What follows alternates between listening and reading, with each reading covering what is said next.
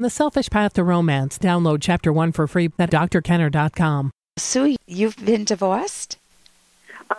Yes, actually twice. I was married 17 years to each of my marriages. And my first marriage was, he was an ex-Vietnam vet and drank a lot. And we had 3 children together. I basically left because of that. And I did remarry to someone who had 3 children of his own. So I raised 6 children, and I'm planning for a future with our retirement. And he decided he wanted to be with his boss, and we all worked at the same. Oh, so you must feel very betrayed. Yes, I dealt with a physical abuser, and then went to a mental abuser, and didn't realize what mental abuse was. And with you. Give me one sample of mental abuse that your second husband gave you. I didn't realize that it was mental abuse, was not talking to you, yelling at you, couldn't talk to you without raising their voice, and didn't really downgrade you, just didn't talk to you. Okay, so he treated you as invisible. This is a key word, Sue, that the essence of any genuine romantic relationship is feeling important, feeling valued, feeling cherished, feeling wanted, feeling adored by your partner. Now, that's not going to happen 24/7 in any relationship. You're going to have spats. But you need methods to resolve those spats in a loving manner rather than the silent treatment or the wall of anger, because that is very dismissive of you, your whole psychology. It's saying, you are not worth my time. I don't need to talk with you. And you can't reach me, because if you do, I'm going to give you a tsunami of anger. Yes. Well, I did go through therapy for it, and I'm going to bring this through you. You're going to come through this very quickly. I came through it quickly, but you still have the residue. And I'm not saying I'm carrying that anger, but it is hard.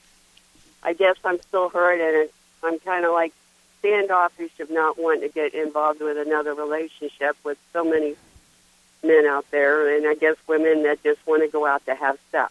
They call it hooking benefit.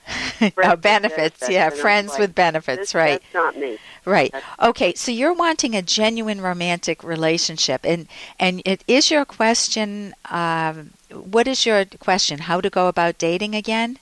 How to go about dating and finding, because the therapist informed me that I've had two bad marriages with the abuse, and not to get involved. It's very likely that I would get involved with another abuser. Yeah, it is very likely that your selection method is putting yourself down and trying to please the other person and staying with them without being able to hold your own, without being self-valuing. And you need knowledge. And I have written a book with another author called The Selfish Path to Romance. Okay. And it's in the word selfish doesn't mean what it sounds like. It doesn't mean that I'm going to teach you how to be a my way or a highway gal. It means that you're going to be able to value yourself, to maintain your self-esteem, your self-respect. You're going to be able to nurture yourself. And that's genuinely, in a very healthy way, concerned with your own self-interest, which is selfish. You're not hurting anybody. You never would hurt anybody else. But you're not going to let them hurt you. You're not going to be the doormat in life. And one of the first things we emphasize is when you meet a new person, number one, you need to have the right approach to that. You need to know what you value in yourself so that you don't find yourself saying to yourself, will he like me? Oh my God, am I good enough? Am I pleasing him? Am I doing what he wants? That's the wrong approach. When we go shopping for dresses, we don't go in and say, oh, will the dress like me?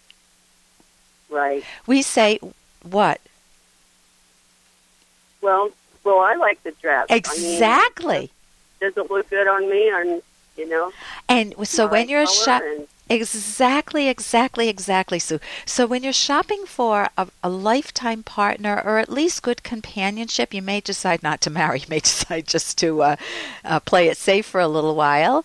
But you need to know a person from all angles. You need to put on that dress or be with that new person and look at it in the mirror from every angle, the way we do when we try on a dress.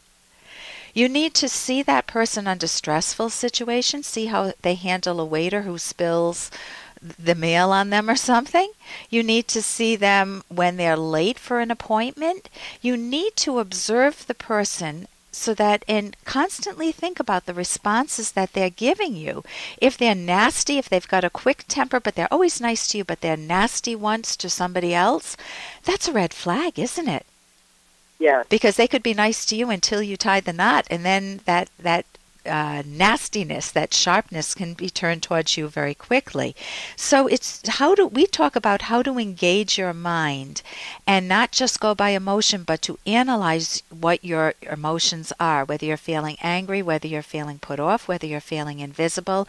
And knowing what you want too is really important. And people vary in everything. You'll have different interests from the people you're dating, different tastes, different values, different habits, different attitudes towards fitness, what you like to do for leisure.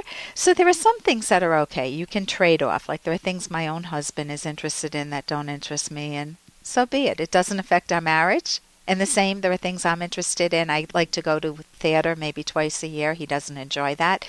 And oh my God, I love him so dearly that I don't care if he doesn't go to theater. That's a trade-off.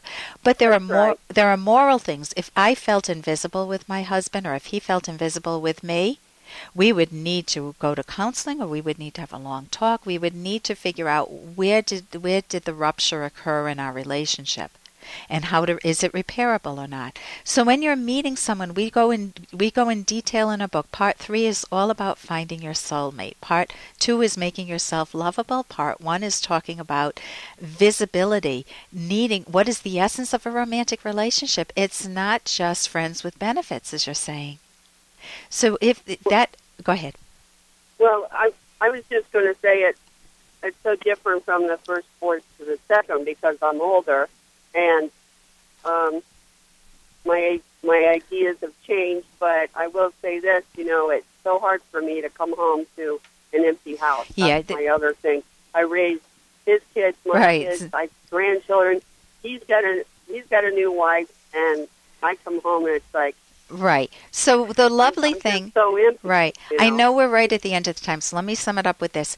You want the value of companionship, and you need to choose well. And the way to choose well is to be very thoughtful about it. And there are so many skills in my book, or our book, that I highly recommend that, and it's on Amazon. Okay. Listen, thank you so much for the call, and I wish you some wonderful romantic happiness. Thank you so much. Oh, Bye-bye. You're welcome. Bye-bye, Sue. For more Dr. Kenner podcast, go to drkenner.com and please listen to this ad. Here's an excerpt from The Selfish Path to Romance by Drs. Kenner and Locke. How do you increase the playfulness and joy in your sexual life and keep it from becoming stale? Think of new and creative ways to share sexual pleasure with one another. Creativity isn't something that should be used only in business or home decorating. Use it in sex and keep the enjoyment alive over the years. Spend pleasurable time finding out what excites you and your partner.